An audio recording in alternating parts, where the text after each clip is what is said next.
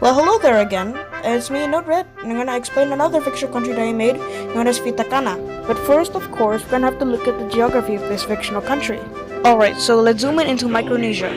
Fitakana is located in the Micronesian region of Oceania, and also sits right on the equator. Although Fitakana doesn't have any land borders, they still have a maritime border with Micronesia, which is northwest of their territory. The land area of Fitakana is mostly made out of atolls and islands, with the easternmost island, Nurinadi, being the capital of the country. All the other islands are also inhabited, but the most inhabited of all of them is Mokoawa, with a population of 7,000 people. The country only has 3 airports with paved runways, which are Nurinadi International Airport, Mokoawa Airport, and lastly, Fictional National Airport. The country is also divided into 4 districts, with each of them having their own capitals. Fitakana is mainly flat, but a small portion of it is pretty hilly. In fact, the highest point in Fitakana is located on Nurinadi Island, known as Konko Hill, which is 285 meters high.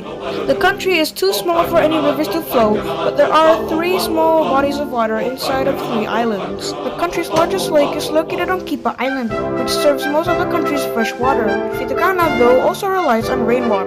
Fitakana also has 3 desalination plants in Nurinadi, Faeka, and Mokoawa. Now let's move to demographics. The country has more than 30,000 people, 71% of which are Fitakanian, 24 identify as Japanese, Batak, Sundanese, and Malay, while the rest are other ethnicities. And now for religion, 85% identify as Muslims, 11% identify as Christians, mostly Protestants, and the remaining 4% are non-religious or other beliefs. The national languages of Fitakana are Fitakanian, English, Dutch, and Javanese, but we'll get into later why Javanese is a national language. The Fitakanians are a subgroup of the Micronesian people group, which themselves are a sub-people group of the Oceanician peoples.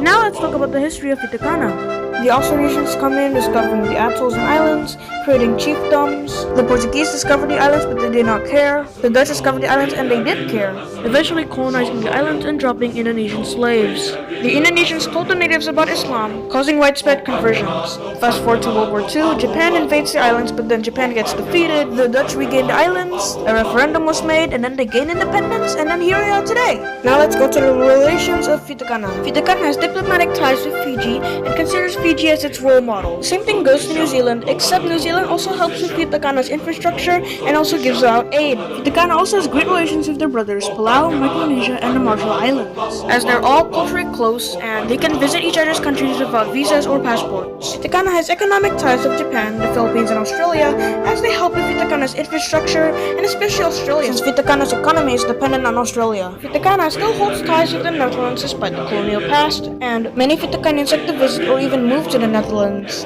When it comes to their best friend, it would most likely be Indonesia, as Fitakana has many ethnicities and languages from Indonesia, and a quarter of the population is from Indonesian descent. Indonesia helps Fitakana with their economy, infrastructure, aid, and health. They do a lot of business together like trade, and they just have close relations in general. I guess that's it for my fictional country, so I'm gonna have to end this video off. Thank you for watching, goodbye, and also subscribe and like, thank you.